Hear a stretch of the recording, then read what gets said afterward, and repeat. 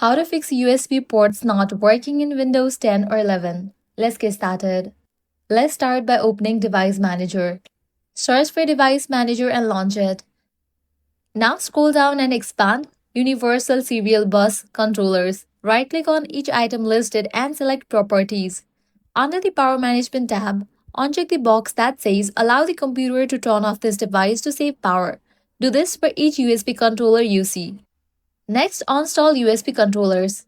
Right-click on USB 3.1 Extensible Host Controller. Then click Install Device.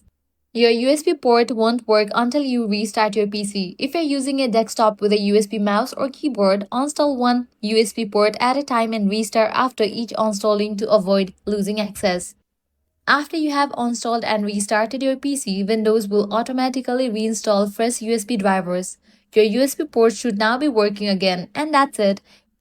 Following these steps, you can fix your USB ports not working. If this guide helped you out, do not forget to like, share, and subscribe.